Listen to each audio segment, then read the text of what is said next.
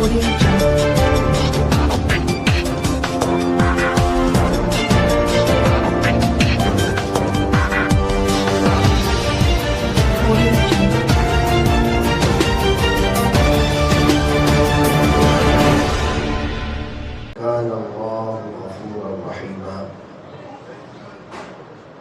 الله وملائكته يصلون على النبي يا أيها الذين آمنوا صلوا عليه وسلموا تسليما اللهم صل على سيدنا ومولانا محمد وعلى آل محمد وبارك وسلم.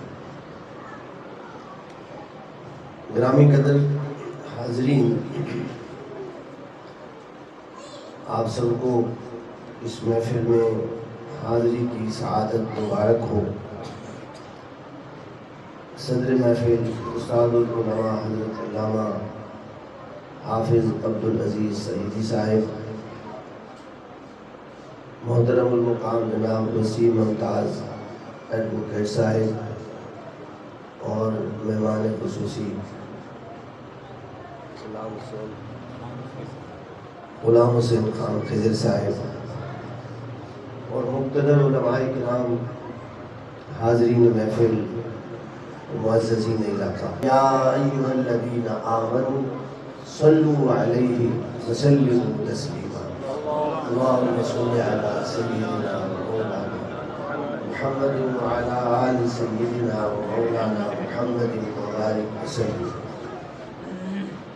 یعنی جو بھی خطاب کر رہا ہو وہ خود بھی پڑھتا ہے، آپ کو بھی کہتا ہے.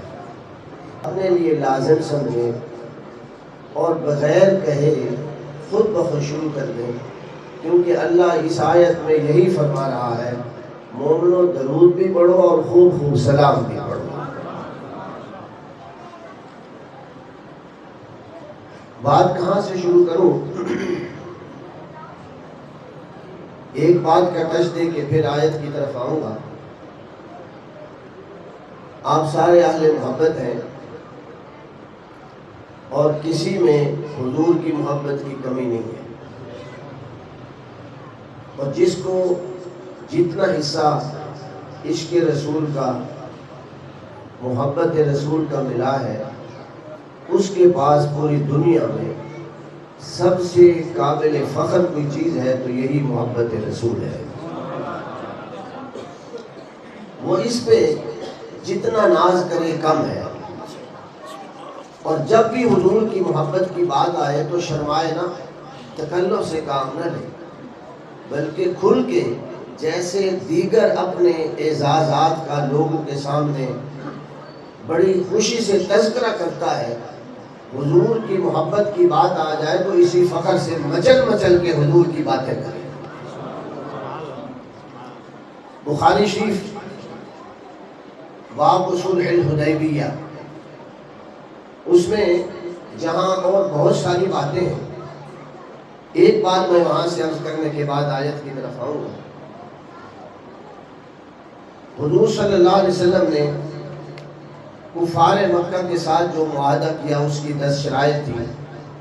اس میں سے ایک شرط یہ بھی تھی کہ اگر اس معاہدے کے بعد مکہ سے کوئی آدمی بھاگ کے مدینے چلا جائے گا تو بہر صورت اسے واپس کیا جائے گا، اور اگر مدینے سے مڑ کے مکے آ جائے گا تو واپس نہیں کیا جائے گا. یہ شرط بڑی سخت شرط ہے، اور اس پہ بڑے بڑے صحابہ کرام پریشان ہوئے، اور آپ صلی اللہ علیہ وسلم سے بھی پوچھا تو آپ صلی اللہ علیہ وسلم نے ایک لفظ کہہ کے جواب دے دیا، انی رسول اللہ لا اعصی امرا، میں اللہ کا رسول ہوں، اللہ کے حکم کی نافرمانی نہیں کر سکتا. یعنی بغیر دلائل دینے کے، دلیل ہوتی جیسے ہم فلسفی بیان کرتے ہیں، اپنی طرف سے وجوہات بیان کرتے ہیں، میں نے یہ اس لیے کیا ہے، میں نے اس لیے کیا ہے، اس کی وجہ یہ تھی، تمہیں کیا پتا، میں جانتا ہوں. ہم بڑی زبان چلاتے ہیں، لیکن آپ صلی اللہ علیہ وسلم نے ایک ہی جملہ فرمایا، میں اللہ کا رسول ہوں، اس کے حکم کی نافرمانی نہیں کر سکتا. آپ کا یہ مختصر جواب ہر ایک کے لیے تسلی بخش تھا، اس اس کے بعد پھر کوئی نہیں بولا کہ حضور نے یہ فیصلہ کیوں کیا ہے۔ یہ صحابہ کرام کے ایمان کی بڑی علامت ہے، بس آپ نے فرما دیا ہے تو بات ختم ہو گئی۔ اب اسی شرط پر اللہ کی شان، حضور کا ایک سچا عاشق، حضور صلی اللہ علیہ وسلم کی محبت میں دیوانہ، وہ کیا آپ صلی اللہ علیہ وسلم کی محبت میں اپنے گھر میں جیل میں بیٹھا ہے، اپنے گھر، اس کا اپنا گھر اس کے لیے جیل ہے، وہ قید اور گرفتار بیٹھا ہے۔ میں آپ سب سے توجہ چاہوں گا، جیل میں بڑے لوگ جاتے ہیں، میں یہاں کی جیل میں نہیں، تو میرا قصور کیا تھا؟ الحمدللہ میں آج بھی اس پہ فخر کرتا ہوں۔ ان کی جیل کی بات آ گئی ہے تو اس لیے اپنی بھی بات کرتا ہوں۔ مجھے بھی اسی جرم میں جیل میں ڈالا گیا تھا کہ میں حضور صلی اللہ علیہ وسلم کی محبت اور عشق کی باتیں لوگوں کے سامنے بے دھڑک کرتا تھا، یہی وجہ تھی۔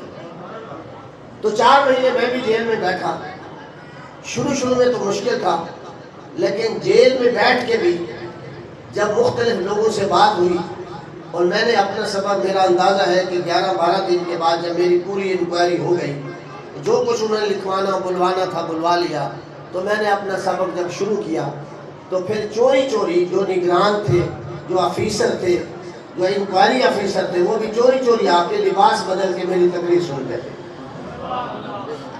جیل میں بھی۔ اور جب میں انہیں پہچان لیتا یہ تو وہ ہے، تو کہتے خلی اس کو یار ہمارا راز نہ بتانا، انہو ستر بینی و بینک، یہ آپ کے اور ہمارے درمیان پردے کی بات ہے، بس ہمیں آؤٹ نہ کرنا، لیکن ہمیں اپنی تقریر سننے دینا۔ خیر میں عرض کر رہا ہوں کہ حضور صلی اللہ علیہ وسلم کی محبت میں حضور کا ایک غلام جیل میں بیٹھا ہے۔ جیل میں بڑے لوگ جاتے ہیں، قید بڑے لوگ ہوتے ہیں، لیکن اس صحابی سے ہم پوچھتے ہیں تو جیل میں کیوں بیٹھا ہے؟ تو جواب آتا ہے صرف اس لیے کہ میں حضور کے پاس جانا چاہتا ہوں، یہ جانے نہیں۔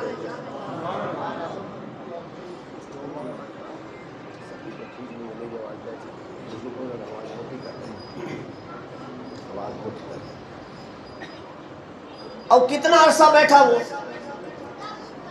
ہجرت کے بعد صلح حدیبیہ ہوئی 8ویں سال کے شروع میں۔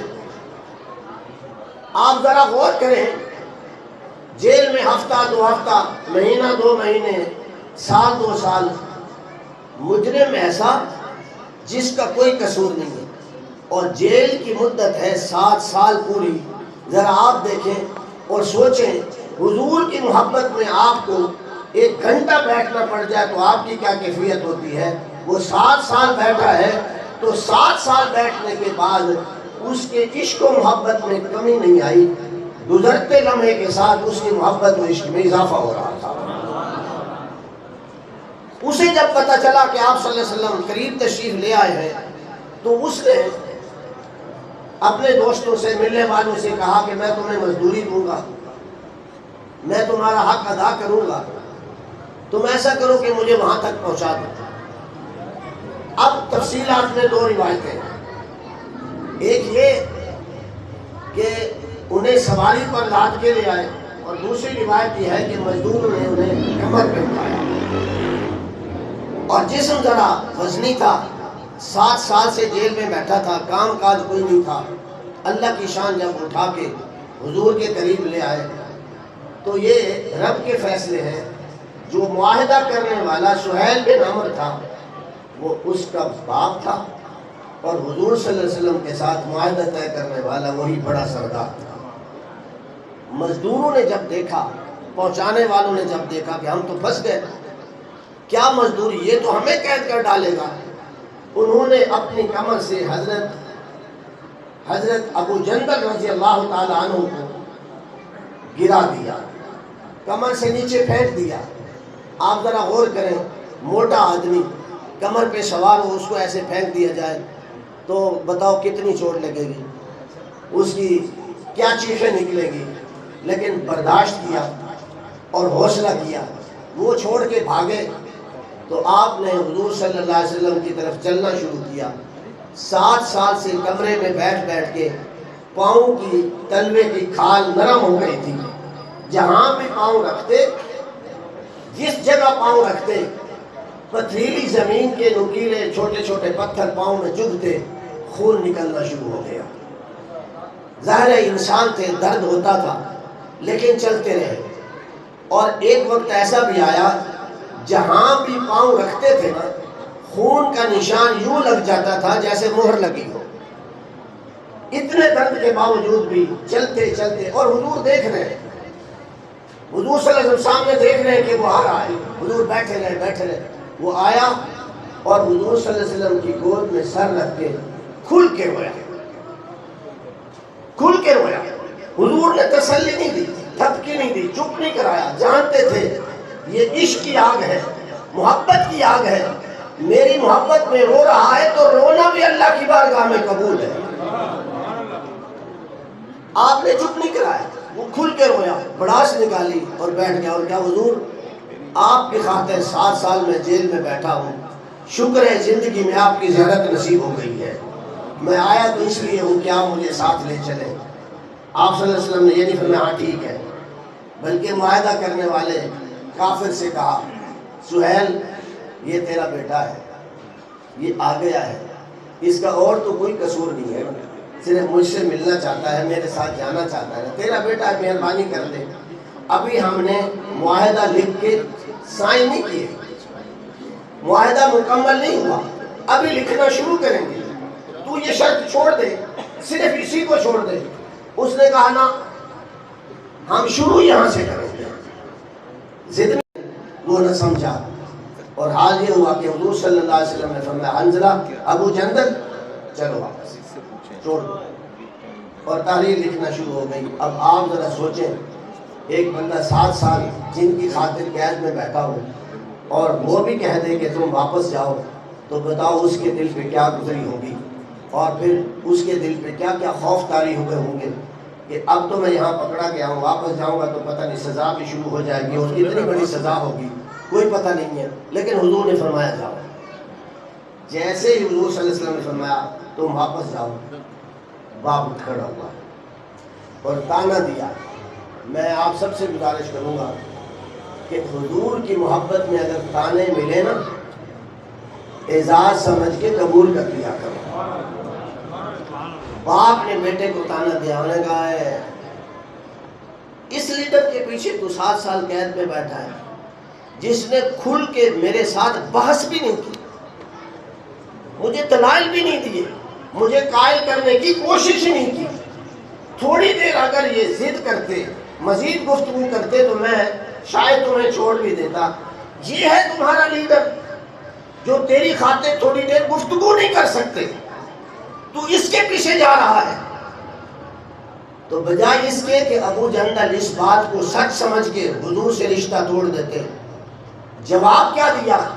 اور میں آپ کو سچ کہہ رہا ہوں، حضور کی محبت میں جو تکلیفیں اٹھاتا ہے نا، حضور کی محبت اس کی زبان پہ جوابات خود لکھوا دیتی ہے، اور صحیح باتیں اس کی زبان پہ آنا شروع ہو جاتی ہیں.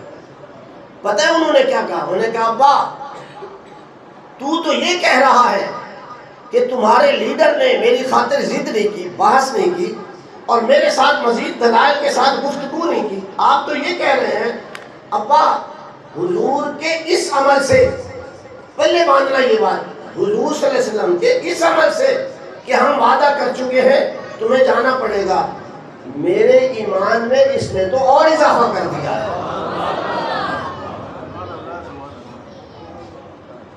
باپ چکرا گیا.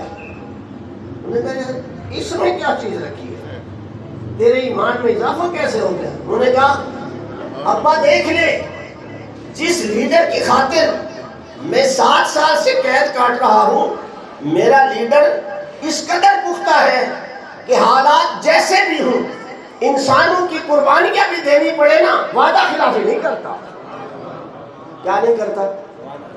پھر بولیے، پھر بولیے. ہم بھی بڑا مشکل مسئلہ، ہم بھی یہی سبق ہے حضور کی محبتوں کا. میں تو آپ پہ طنز نہیں کر رہا, واقعہ سنا کے آپ سے گزارش کر رہا ہوں, اس واقعے کو دیکھو اور اپنے وعدے پختہ اور نبھانے کے لیے عزم کرو. اتنی مشکل میں حضور صلی اللہ علیہ وسلم نے وعدہ نبھایا ہے, ہمیں تو کوئی بھی مشکل نہیں ہوتی, وعدہ خلافی کر دیتے ہیں. یہ بات ہوئی, اب بات کو چھوڑ دیں. اب میں بغیر زنجیروں کے, بغیر رسیوں کے تیرے گھر بیٹھوں گا. اب تجھے دروازے بند کرنے کی ضرورت نہیں ہے, چوکیدار کھڑا کرنے کی ضرورت نہیں ہے. اس نے کہا دل تو اب بھاگ کے آ گیا ہے, پھر بھی تو بھاگ سکتا. انہوں نے کہا اب کی بات اور ہے, اب تک میں تیرا قیدی تھا, اب میرے نبی نے کہہ دیا ہے تو جا. اب بغیر رسیوں کے, بغیر زنجیروں کے, بغیر چوکیداروں کے میں وہاں بیٹھوں گا. تجھے نگرانی کرنے کی ضرورت نہیں پڑے گی, اس لیے کہ اب میں اپنے آقا کا پابند ہوں, تیرا پابند نہیں ہوں.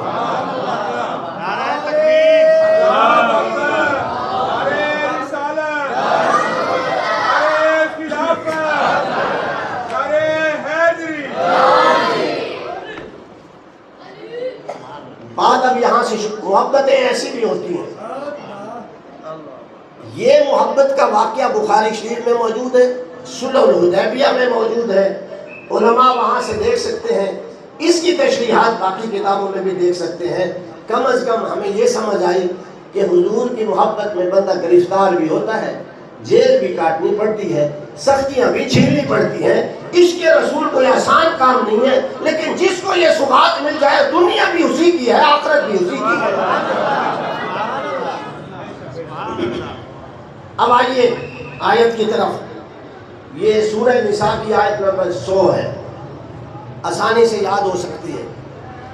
آپ ذرا غور کریں, پہلے اس کا ترجمہ اور پھر اس کی تھوڑی تھوڑی تشریحات. وَمَن يُهَاجِرْ, جو بھی ہجرت کرے. ہجرت کا معنی آپ جانتے ہیں, ہجرت کا معنی آپ جانتے ہیں, وطن چھوڑنا, رشتہ دار چھوڑنا, علاقہ چھوڑنا, کاروبار چھوڑنا, گھر بار چھوڑنا, اولاد اور ماں باپ چھوڑنا, سب کو چھوڑنا. وَمَن يُهَاجِرْ, اللہ نے فرمایا ہجرت کوئی معمولی بات نہیں ہے. جو بھی ہجرت کرے نا, فی سبیل اللہ, میں پھر لفظ بولوں گا, فی سبیل اللہ, بولیے فی سبیل اللہ. کس لیے ہجرت کرے, بولیے فی سبیل اللہ. دیکھو ہجرت کرنے کے لیے آپ اپنے بیٹے کو مہاجر بناتے ہیں اور خود مہاجر بنتے ہیں. کسی کا ویزا نکل آئے امریکہ کا, آسٹریلیا کا, کینیڈا کا, گھر بار نہیں چھوڑتے, بیوی بچے نہیں چھوڑتے, کاروبار نہیں چھوڑتے, نوکریاں نہیں چھوڑتے, چھوڑتے ہو. اور بچہ جس کی عمر 18-19 سال ہوتی ہے, اسٹوڈنٹ ہوتا ہے, یہ اسٹڈی ویزے پہ جا رہا ہے جی, آپ کو چھوڑ کے نہیں جا رہا ہوتا. کبھی آپ کو تکلیف ہوئی ہے, بلکہ خوش ہوتے ہیں ہمارے بچے کا مستقبل بن گیا ہے. اور اگر کچھ دیر کے لیے مسجد میں حضور کی محبتوں کے واقعات سننے کے لیے آ جائے تو آپ کو تکلیف کیسے ہوتی ہے. غور کریں, آپ سوچیں. آپ خود یہاں بیٹھنا پسند نہیں کرتے, ویزا مل جائے تو خود ہجرت کے لیے تیار ہو جاتے ہیں. آپ صلی اللہ علیہ وسلم کو اللہ تعالیٰ نے حکم دیا, ہجرت بڑے لوگ کریں گے, وطن اور کاروبار بڑے لوگ چھوڑیں گے. ہر ایک کے لیے یہ نعمتیں نہیں ہیں. جو میری خاطر ہجرت کرے گا دوں گا کیا. فرمایا یجد فی الارض مراغما کثیرا وسعا, ضرورت کی ہر شے دوں گا, ضرورت کی. اور سنیے, قرآن کے لفظ ہیں میرے نہیں, ضرورت کی ہر شے, ضرورت کے مطابق نہیں. 100 روپیہ ضرورت ہے تو 100 دوں گا, 1000 روپیہ ضرورت ہے تو 1000 دوں گا. فرمایا نا کثیرن, گھر میں اگر 100 خرچ کرتا تھا تو رب کی نگاہ میں جو کثیر ہے, میں اپنی راہ میں حضور کی محبت میں ہجرت کرنے والے کو 100 کی بجائے 1000 دوں گا. اور حد مقرر نہیں کی, کثیر دوں گا. جو رب کی نگاہ میں کثیر ہے, اللہ فرماتا ہے میں وہ دوں گا.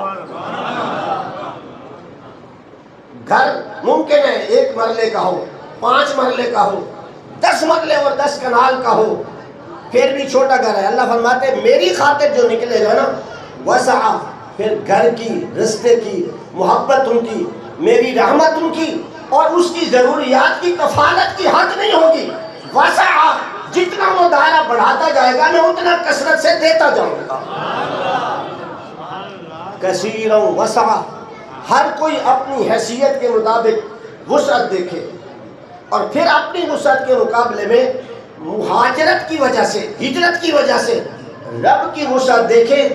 جب رب اسے ہجرت کی وجہ سے دینا شروع کرے گا تو اس کے وہم و گمان میں بھی نہیں ہوگا کہ گھر میں کیا تھا، ہجرت کے لیے قدم رکھا ہے تو رب نے دیا کیا ہے۔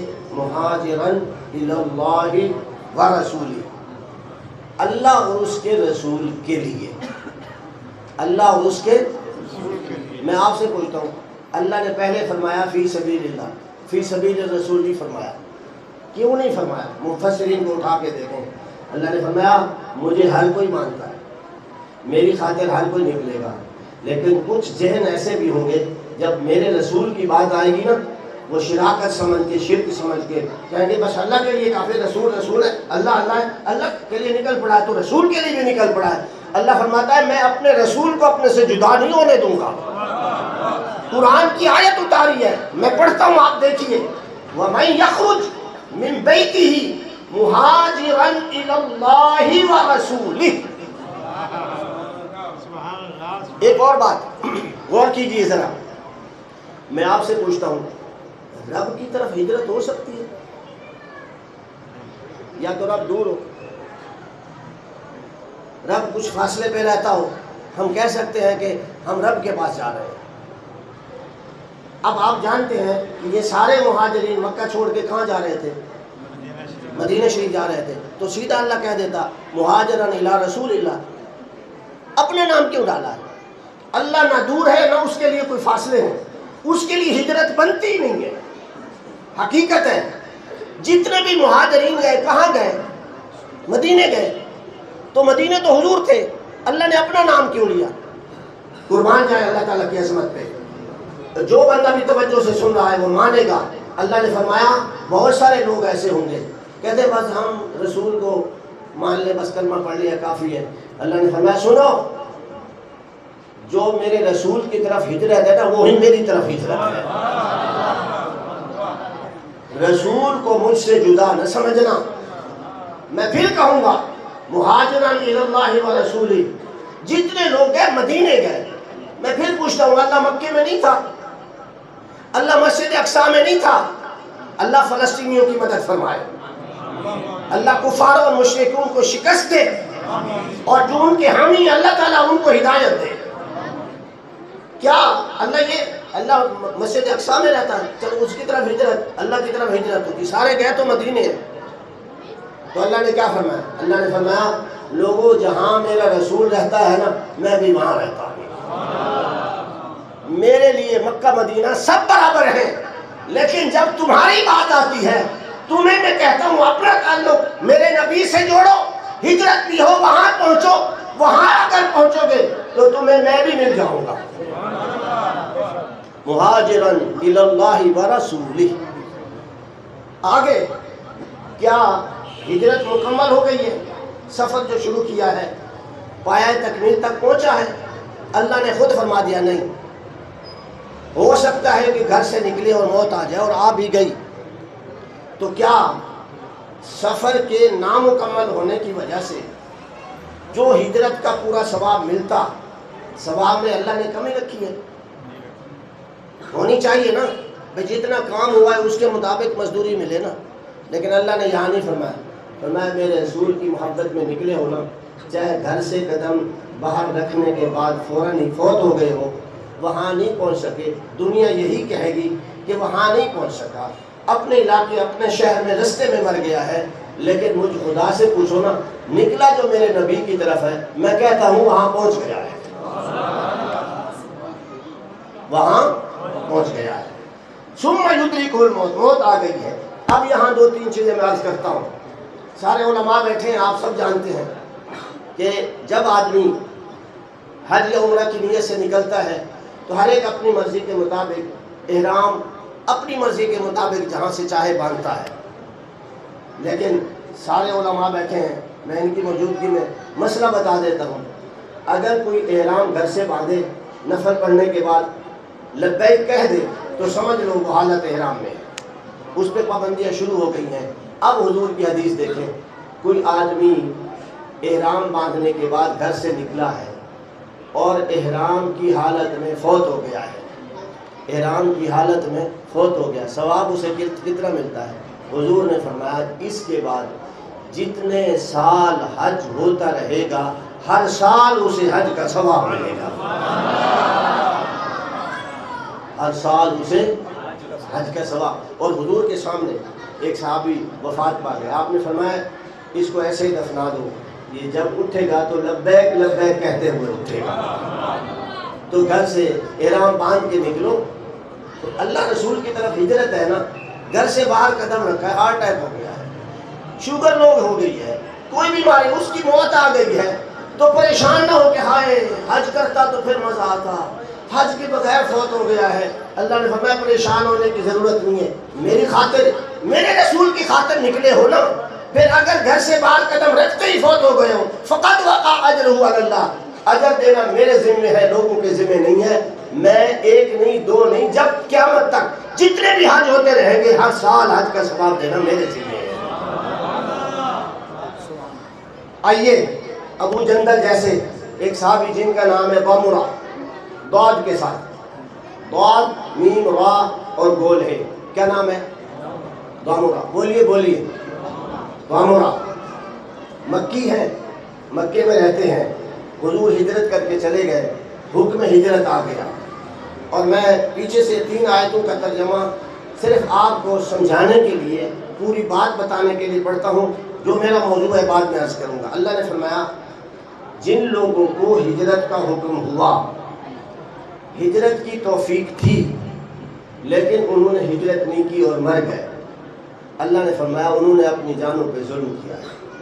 مکے میں مرے ہیں، کلمہ پڑھتے ہوئے مرے ہیں، نمازیں پڑھتے ہوئے ملے ہیں، اللہ فرماتا ہے نا یہاں رہ کر انہوں نے اپنی جانوں پر ظلم کیا ہے۔ اے اللہ تجھے بھی مانتے ہیں، تیرے رسول کو بھی مانتے ہیں، نمازیں بھی پڑھتے ہیں، طواف بھی کرتے ہیں، صرف ایک حکم ہی چھوڑا ہے نا، تو نے کہا ہے جس کو توفیق ہو ہجرت کر کے مدینے پہنچے، اگر نہیں پہنچے تو ایک گناہ ہی ہے۔ اللہ فرماتے ہیں نا ہرگز نہیں، انہوں نے اپنی جانوں پہ ظلم کیا ہے۔ اور قیامت کے دن جب اللہ کے حضور پیش ہوں گے تو اللہ کیا فرمائے گا؟ فیما کنتم، تم نے ہجرت کیوں نہیں کی؟ کیا ہو گیا تھا تمہیں؟ قالوا كنا مستضعفین فی الارض، وہ اپنا بہانہ اور عذر پیش کریں گے اور کہیں گے ہم کمزور تھے، بے بس تھے، مجبور تھے، آ نہیں سکتے تھے، فلانی